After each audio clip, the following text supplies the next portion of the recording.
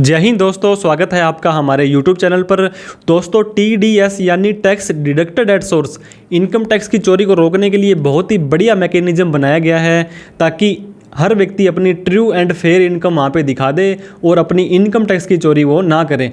दोस्तों TDS का मतलब ये है कि आपको कोई भी व्यक्ति कोई इनकम देता है, टैक्स डिडक्टेड एट सोर्स है, जब वो पैसा कहीं सोर्स से आपके पास आएगा तभी आपका टैक्स डिडक्ट कर लिया जाएगा। तो TDS क्या होता है, कब TDS कटता है, कौन सी अमाउंट पर टैक्स TDS आपका कटता है, दोस्तों कितने रुपए के बाद में आपका TDS कटता है।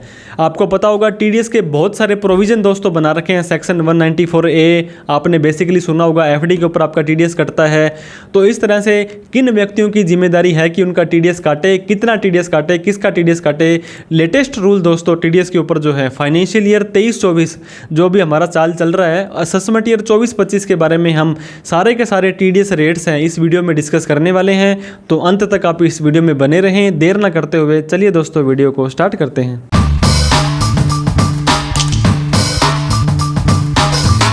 All about TDS। दोस्तों TDS के अंदर हम फाइनेंशियल ईयर जो हमारा चल रहा है वो चल रहा है 23-24, जिसे कि असेसमेंट ईयर बोलेंगे दोस्तों 24-25। फाइनेंशियल ईयर 23-24, असेसमेंट ईयर 24-25 के लिए कितनी अमाउंट के बाद, किस चीज़ के बाद कितना TDS आपका दोस्तों कटने वाला है, ये सभी चीज़ें हम डिस्कस करने वाले हैं। सबसे पहले पॉइंट टू बी कवर्ड, क्या क्या चीज़ें कवर करेंगे दोस्तों, कौन कौन से TDS के सेक्शन के अंदर कितनी लिमिट के बाद में हमारा TDS कटता है, TDS का सर्टिफिकेट क्या होता है, क्या कटा हुआ TDS हम रिफंड ले सकते हैं, क्या हम ऐसा भी कुछ काम कर सकते हैं कि हमारा TDS कटे ही ना, फॉर्म 26A क्या होता है, AIS और TIS क्या होता है। सबसे पहले दोस्तों TDS का मतलब tax deducted at source. Source का मतलब दोस्तों जहाँ से वो पैसा आ रहा है उसमें पैसा, उसका TDS का कुछ हिस्सा होता है दोस्तों, वो आपको काट के मिलेगा और जो कटा हुआ TDS वो इनकम टैक्स डिपार्टमेंट के पास आपका जमा हो जाएगा, ताकि इनकम टैक्स डिपार्टमेंट को पता चल जाए कि आपने ये इनकम कमाई है और आप साल के लास्ट में अपनी ITR में उसे दिखाएं। TDS की जो छोटा भाई है वो TCS होता है दोस्तों, टैक्स कलेक्टेड एट सोर्स। इसको हम किसी और वीडियो में डिस्कस करेंगे। फाइनेंशियल ईयर 23-24, असेसमेंट ईयर 24-25 के बारे में हम TDS के रेट्स डिस्कस करेंगे। All TDS in one place. Form 26A होता है दोस्तों एक, जहाँ पे किसी ने भी कितना भी TDS आपका काटा हो पूरे फाइनेंशियल ईयर का वहाँ पे आ जाता है। और इसके बाद में 87A का बेनिफिट भी दोस्तों TDS अगर आपका सैलरी की इनकम है तो आपको मिल जाता है।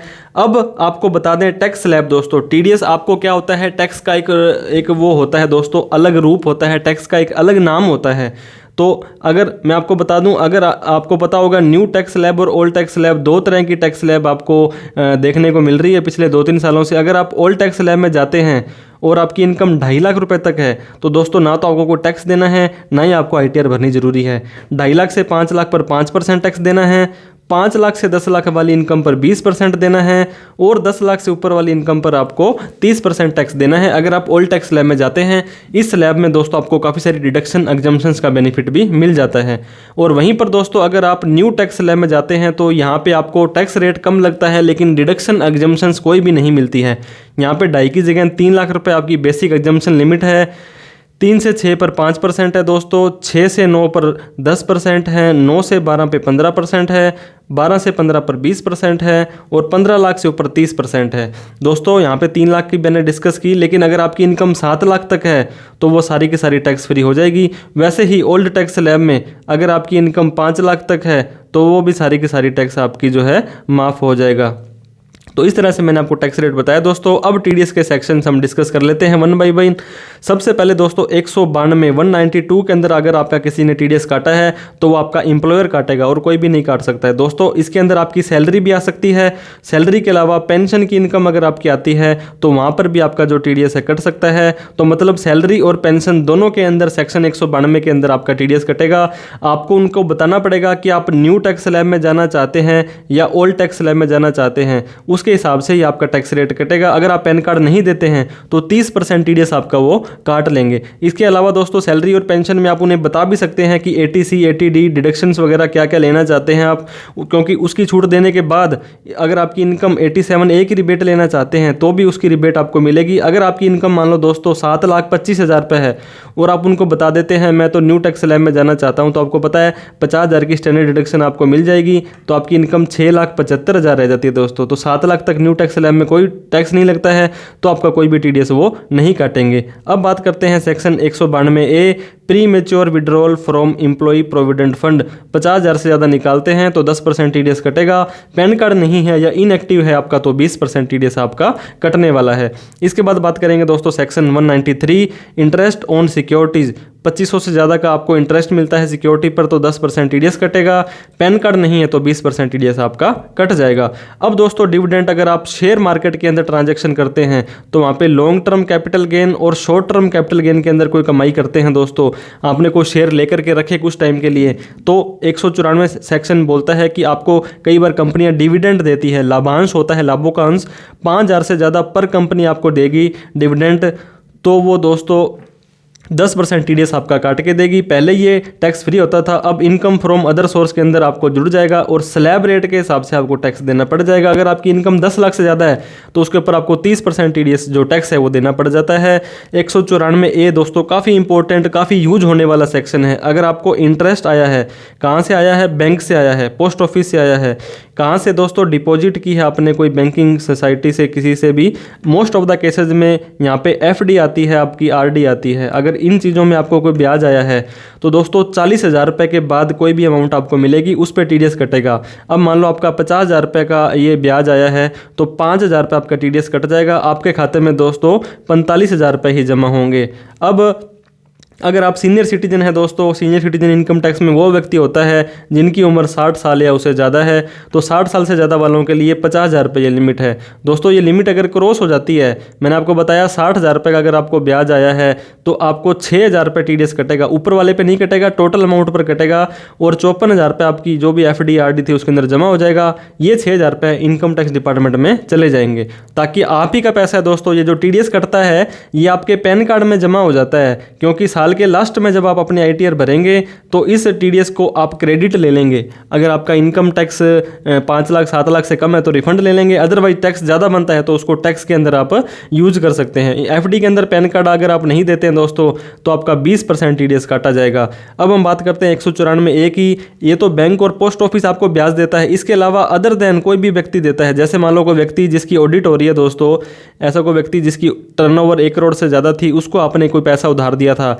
वो आपको ब्याज देता है तो वो 5,000 के बाद ही टीडीएस काटेगा। बैंक तो 40,000 या 50,000 के बाद काटता है, नॉर्मल व्यक्ति आपका 5,000 के बाद कटेगा। तो 6,000 रुपये किसी को दोस्तों अपने ब्याज पे ब्याज आया आपका तो 600 रुपये काट के आपको दोस्तों वो देगा, 5400 रुपये ही देगा। 600 रुपये आपके टीडीएस के रूप में काट के इनकम टैक्स को जमा करवा देगा। Section 194B, winning from lottery, card game, crossword puzzles and other games जो टाइप होते हैं, 10,000 से ज़्यादा की कोई भी अमाउंट आप जीते हो दोस्तों तो उस पर 30% टीडीएस कट जाएगा।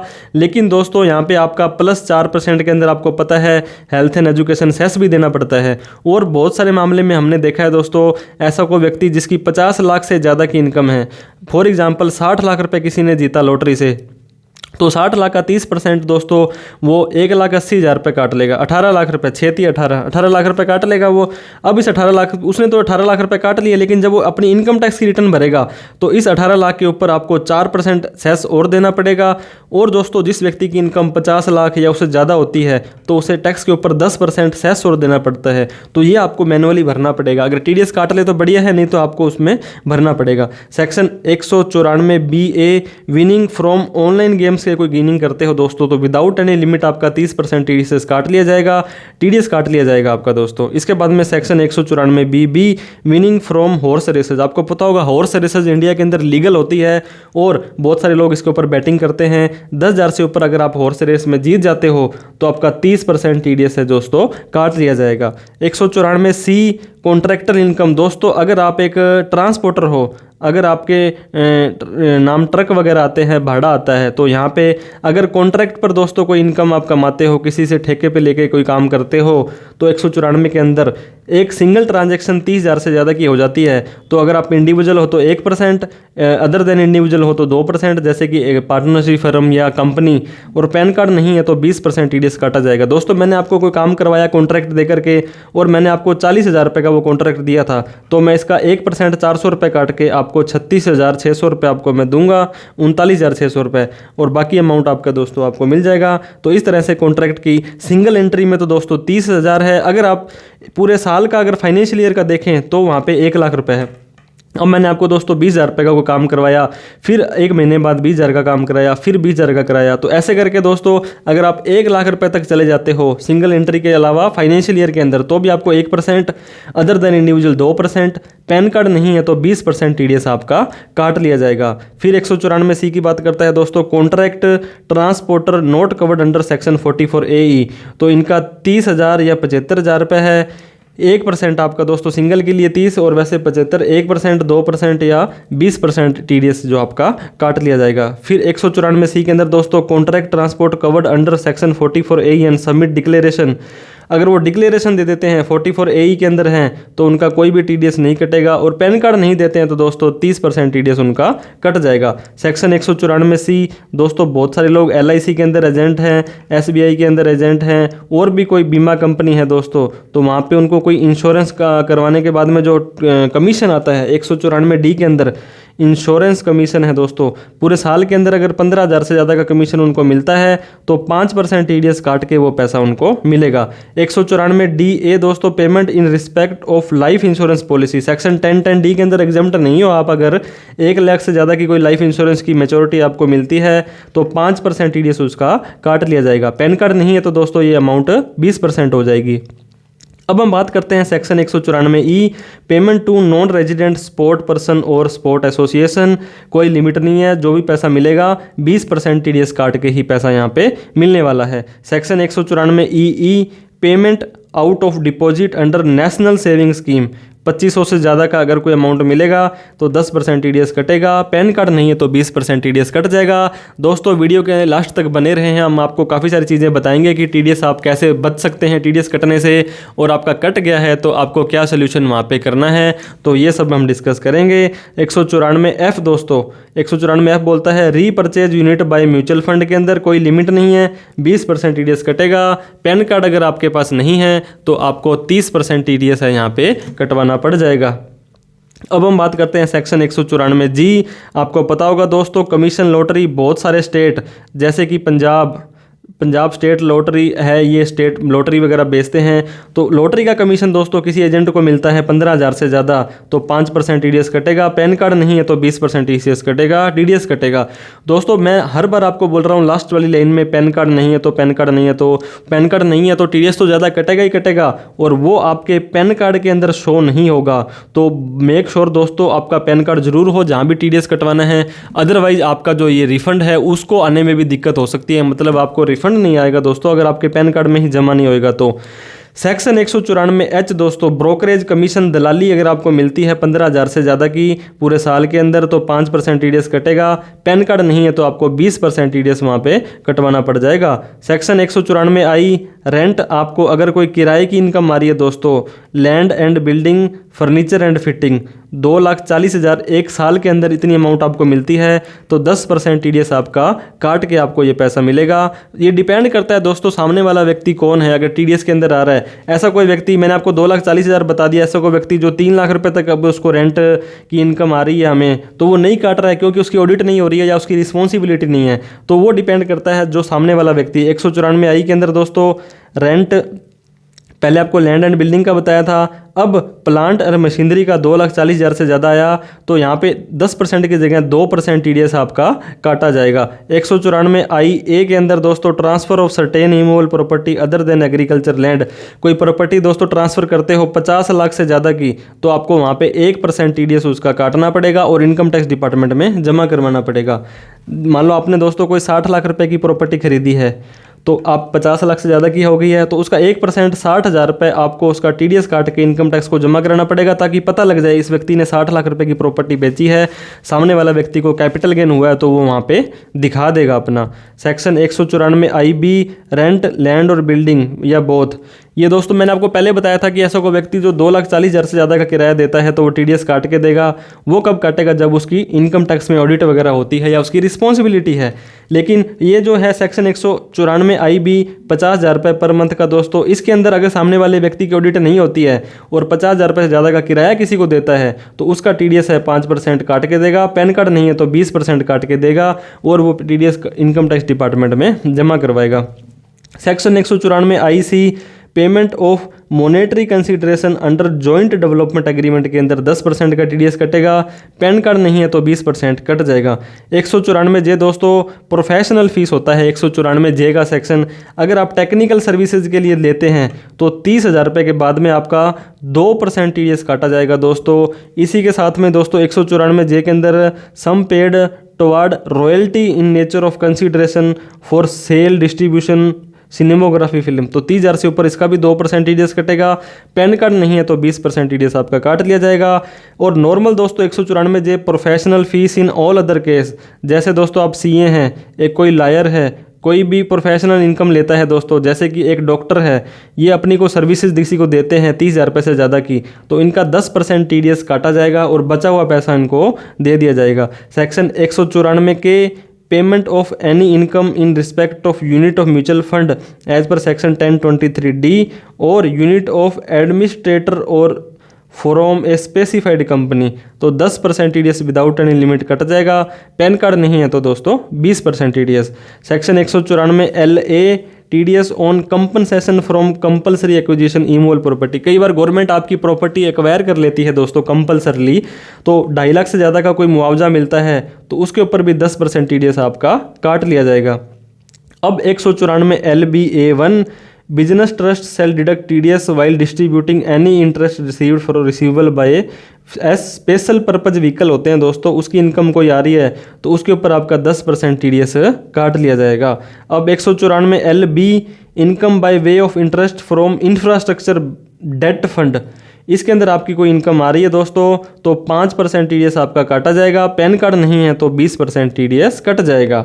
Section 194 LBB income in respect of investment in securitisation fund के अंदर आपका 25%, इंडिविजुअल का अदर का 30%, पैन कार्ड नहीं है तो 30% टीडीएस आपका काटा जाएगा। इसके बाद section 194 LBC income in respect of investment made in a securitisation trust, 25%, PAN card नहीं है तो 30%।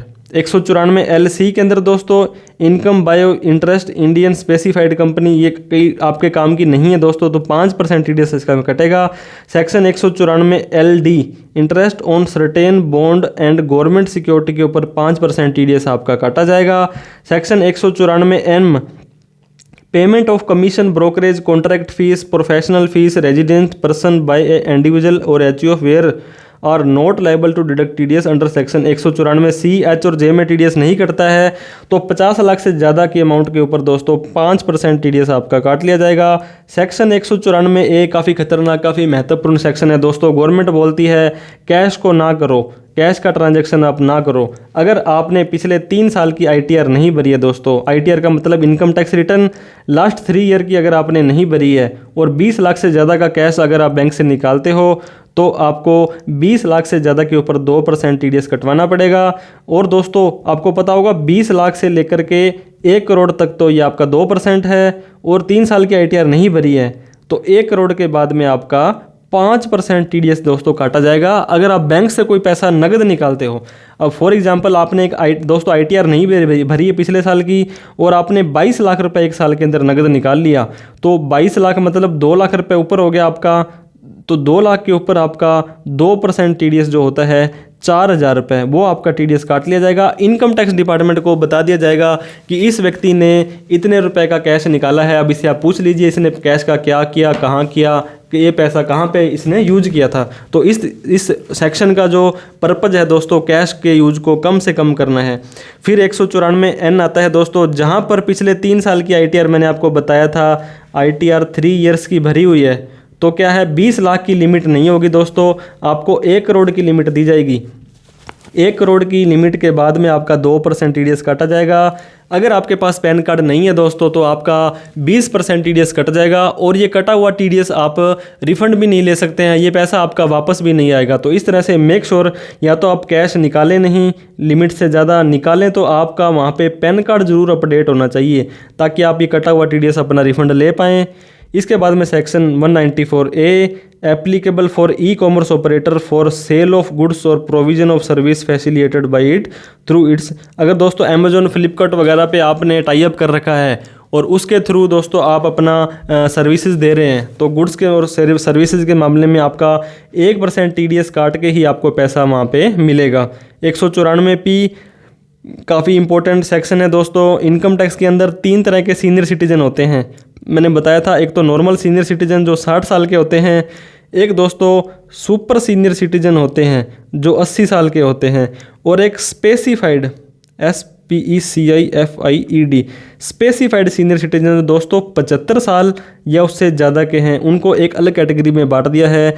ऐसा कोई भी स्पेसिफाइड सीनियर सिटीजन जिसकी पेंशन की इनकम आ रही है दोस्तों, या कोई इंटरेस्ट वगैरह की इनकम आ रही है और उनका एक ही बैंक है और कोई बैंक नहीं है, तो क्या होगा, उस व्यक्ति को उस बैंक के अंदर डिक्लेरेशन देना पड़ेगा कि मेरी और कोई इनकम नहीं है। तो उस व्यक्ति को सेक्शन 194P के अंदर इनकम टैक्स रिटर्न भरनी मैंडेटरी नहीं है, उसको वहाँ पे छूट दी गई है। लेकिन इनकम टैक्स रिटर्न भरने की छूट दी है दोस्तों, उसकी जो भी इनकम होगी, जो भी टैक्स होगा, वो बैंक 194P के अंदर पहले से ही काट लेगा। 194Q परचेज ऑफ गुड्स, माल को खरीदते हैं तो पेमेंट देने से पहले 1.1% TDS है वो काट लिया जाएगा, अगर 50 लाख से ज़्यादा की ट्रांजैक्शन वहाँ पे हो जाती है तो। सेक्शन 194R दोस्तों, deduction of tax on benefit of perquisite in respect of business और प्रोफेशन। ये नया सेक्शन आया था। मोस्ट ऑफ द केसेस में अगर डॉक्टर है, उसको कोई MR आते हैं, मेडिकल रिप्रेजेंटेटिव, और कोई गिफ्ट दे जाते हैं, उनको कोई दोस्तों किसी तरह की कोई टिकट्स दे दी, कोई बाहर घुमाने के लिए कुछ पैकेज दे दिया, तो जो भी अमाउंट मिलेगा 20,000 से ज़्यादा का, उसके ऊपर 10% TDS कट जाएगा। मतलब उसको उस इनकम को भी अपनी, उस अमाउंट को भी अपनी इनकम के अंदर दिखाना पड़ेगा। Section 194S, transfer of virtual digital asset दोस्तों, क्रिप्टो करेंसी। क्रिप्टो करेंसी ने सभी को दीवाना बना रखा है, पागल बना रखा है।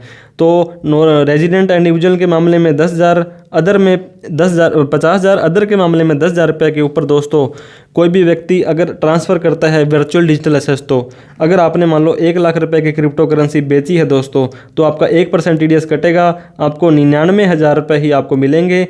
एक जो 1,000 रुपये आपका TDS काटा है वो इनकम टैक्स डिपार्टमेंट में जमा हो जाएगा और आप अपनी ITR भरेंगे, गवर्नमेंट को उसका हिसाब देंगे कि मैंने इस पर प्रॉफिट हुआ या लॉस हुआ, ताकि इनकम टैक्स डिपार्टमेंट का मेन पर्पज़ ही यही रहता है। Section 195 payment of any sum to non resident, higher rate in force और डबल टैक्स अवॉइडेंस एग्रीमेंट। जैसे मान लो दोस्तों 195 के अंदर NRI को कोई भी इंटरेस्ट देते हैं TDS का, तो वो इसके अंदर आ जाएगा। अब हम बात करते हैं 196B, income from unit, 10% TDS है दोस्तों आपका कट जाएगा। पैन कार्ड नहीं है तो ये 20% हो जाएगा। 196C, income from foreign currency bond है या GDR होता है दोस्तों, global depository receipt, long term capital gain है जिसमें transfer of such bond dividend नहीं है, तो ये 10% TDS आपका यहाँ पे भी काट लिया जाएगा। इसके बाद में 196D, income of FII from securities, 20% TDS आपका काट लिया जाएगा।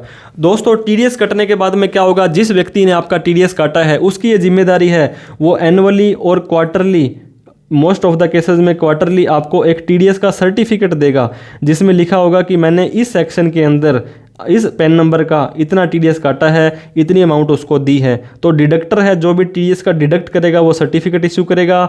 दोस्तों सैलरी के मामले में आपको फॉर्म नंबर 16 मिलता है, अदर देन 16A भी मिलता है या 16B C भी आजकल आने लगे हैं, अलग अलग डिपेंड करता है वो। तो उसके अंदर लिखा होगा कि मैंने आपको 1 लाख रुपए पेमेंट करी है, इसका 10% TDS जो बनता था वो मैंने 10,000 रुपये काट लिया है। जो भी अमाउंट होगी, जो भी आपका दोस्तों उसके अंदर जो फॉर्मेलिटीज़ होगी वो सारी की सारी उसमें लिखी होगी TDS सर्टिफिकेट में। अब दोस्तों हम बात करते हैं how to save from TDS। अगर आप चाहते हो कि मेरा TDS कटे ही ना, तो ये क्या संभव है या नहीं है। अगर मान लो मैंने आपको फॉर एग्जांपल बताया था, बैंक में अगर आपकी FD है और वहाँ पे 40,000 से ज़्यादा पे आपका TDS काटा जाएगा, आपको TDS काट के ही पैसा मिलेगा और इनकम टैक्स डिपार्टमेंट को भी ये बता दिया जाएगा। अब लेट्स सपोज आपका 1 लाख रुपए का दोस्तों वहाँ पे इंटरेस्ट की इनकम आ रही है, ठीक है, और आप चाहते हो कि मेरा TDS ना काटा जाए, ये संभव है या नहीं है। बिल्कुल संभव है दोस्तों। सैलरी के मामले में पहले आपको मैं बता दूं, आपके एम्प्लॉयर को डिडक्शंस आप बता दीजिए। 80C की मैं ये छूट लूँगा, 80D की ये लूँगा, सेक्शन 24 होम लोन ये लूँगा, जो भी आपकी छूट है। लेट्स सपोज आपकी 8 लाख रुपए की सैलरी की इनकम है दोस्तों, और आपने 2 लाख रुपए के होम लोन की छूट ले ली, 1 लाख रुपए की एटीसी की ले ली, तो आपकी इनकम 5 लाख रहेगी। 87(a) में आपको 5 लाख रुपए के जो भी टैक्स बनता है 12,500 की उसकी छूट मिल जाएगी। तो मतलब कोई भी टीडीएस आपका वहाँ नहीं कटा जाएगा। ये है सैलरी के मामले में। अदर देन सैलरी दोस्तों, आपकी अगर इनकम बेसिक एग्जम्पशन लिमिट से कम है, ओल्ड टैक्स स्लैब में तो 2.5 लाख, 3 लाख, 5 लाख है, और न्यू टैक्स स्लैब में दोस्तों ये 3 लाख रुपए की अगर लिमिट आपकी कम है तो आप उस पर्सन को 15G अगर आपकी एज 60 साल से कम है, 15H अगर आपकी एज 60 साल से ज़्यादा है, तो वो उस कंपनी को, बैंक को, पोस्ट ऑफिस को दे सकते हैं कि मेरा टीडीएस ना काटा जाए। मैंने आपको बताया अगर आपकी 1 लाख रुपए की भी ब्याज आ रहा है दोस्तों एफडी का, और बाकी कोई इनकम मिला करके आपकी 2.5 लाख से ज़्यादा नहीं है, तो आपको क्या करना पड़ेगा, अगर आपकी उम्र 60 साल तक है तो फॉर्म 15G उस बैंक को दे देंगे कि मेरा टीडीएस ना काटा जाए, मेरी इनकम 2.5 लाख से कम है, मुझे रिटर्न नहीं भरनी है, ताकि मैं अपना वापस ये ना मंगवाऊँ। तो अगर आप 60 साल से ज़्यादा हैं, सीनियर सिटीजन हैं, तो फॉर्म 15H आपको भर देना है। आपका टीडीएस दोस्तों वहाँ पे नहीं कटेगा। अगर बाई मिस्टेक टीडीएस कट गया है, आपने फॉर्म भी दिया था, या आपकी इनकम 2.5 लाख, 3 लाख से या 5 लाख से ज़्यादा है, तो भी आपको पता होगा ये फॉर्म आप नहीं भर पाएंगे। तो आपकी बेसिक एग्जम्पशन लिमिट से आपकी इनकम ज़्यादा चली गई, पर्सन भूल गया है फॉर्म 15G देना, तो वो तो अपना टीडीएस काट लेगा। लेकिन दोस्तों इनकम टैक्स की रिटर्न अपने भरेंगे, और उसके अंदर अगर आपकी इनकम 5 लाख रुपए या जो भी आपकी लिमिट है 7 लाख रुपए से कम है, तो आप उस अमाउंट को रिफंड ले सकते हैं, वो आपके बैंक अकाउंट में आ जाएगा। लेकिन बस दिक्कत इतनी सी है कि दोस्तों अब आपका 31/3/2024 जो साल ख़त्म होगा, उसके बाद में अप्रैल या मई के अंदर आपका जो ITR जब स्टार्ट होगा तब आपको ये भरा जाएगा, और जून जुलाई अगस्त तक आपका जो रिफ़ंड आएगा। अगर मान लो दोस्तों आपको अप्रैल 2023 में आपका टीडीएस काट लिया गया था, तो ये अप्रैल 2024 के बाद ही आप इसको रिफ़ंड ले पाएंगे। मतलब 1 साल का वेट करना पड़ेगा आपको अपने ही पैसे को वापस लेने के लिए। ये थोड़ा सा डिसएडवांटेज है। बाकी आपका टीडीएस अगर गलती से कट गया है, या आपकी इनकम 5 लाख 7 लाख से कम है, तो वो कटा हुआ टीडीएस आप वापस ले सकते हैं। If income below 5 lakh 7 lakh, तो आपको बताया 87(a) की भी रिडेट मिल जाएगी। टीडीएस ITR भरने के बाद में आपके बैंक अकाउंट के अंदर आ जाएगा। फॉर्म 26S दोस्तों मैंने आपको बताया ये एक ऐसी जगह है जहाँ पे टीडीएस किसी ने भी काटा, TCS कलेक्ट किया, वो यहाँ पे शो हो जाएगा। जैसे कि मान लो दोस्तों मैंने आपको बताया 194(a) के अंदर आपका टीडीएस किसी ने काटा, 192 में सैलरी आई दोस्तों, 194 के अंदर डिविडेंड आया, 194 IA के अंदर आपको रेंट आया। इन सारी की सारी इनकम को एक ही जगह पर अगर आपने फॉर्म 16A आपको नहीं मिला है या उन्होंने नहीं दिया है, तो टेंशन लेने की ज़रूरत नहीं है। फॉर्म 26S में सारी की सारी इन्फॉर्मेशन आपकी बोल जाएगी। इसके अंदर किसी ने आपने अपना टैक्स भरा था, एडवांस टैक्स भरा था, सेल्फ असेसमेंट टैक्स भरा था, ये सारा का सारा इसके अंदर आ जाएगा। फॉर्म 26S अब इसका जो नाम है दोस्तों एनुअल टैक्स समरी या स्टेटमेंट हो गया है। इसको आप इनकम टैक्स के पोर्टल पर लॉगिन करेंगे, जब अपना पोर्टल जब वहाँ पे आप जा करके देख सकते हैं। इसके साथ में दोस्तों AIS और TIS भी आजकल आ गए हैं। यहाँ पे इनकम तो आपकी शो करता है, लेकिन टीडीएस का जो क्रेडिट है वो हम फॉर्म 26A से ही ले सकते हैं। तो इस तरह से मैं कोशिश करता हूँ, आशा करता हूँ दोस्तों आपको ये वीडियो अच्छी लगी होगी। इसे दोस्तों उन सभी लोगों में शेयर करें जो टीडीएस से रिलेटेड टेंशन में रहते हैं और उन्हें ये नहीं ध्यान होता कि कब कितनी अमाउंट के बाद किस चीज़ पे टीडीएस कटता है। अभी तक आपने हमें सब्सक्राइब नहीं किया तो प्लीज़ सब्सक्राइब कर लें दोस्तों, कोई पैसा नहीं लगता सब्सक्राइब करने का और हमारा हौसला बढ़ जाता है। और आपने दोस्तों कमेंट करके हमें बताना है कि वीडियो आपको कैसी लगी है, आपका टीडीएस कब कटा है या कटने वाला है या पहले कभी कटा होगा तो कौन से सेक्शन के अंदर कटा है और कितनी अमाउंट का आपका टीडीएस है वो काटा गया है, ये ज़रूर बताएं। ऐसी कोई चीज़ जो हमारी डिस्कस करने से रह गया है कोई सेक्शन, तो वो भी आप ज़रूर डिस्कस करें, कमेंट करें, ताकि हम आने वाली वीडियो में उसका ध्यान रखें। वीडियो देखने के लिए दोस्तों आपका बहुत बहुत धन्यवाद। Thank you so much. जय हिंद, जय भारत।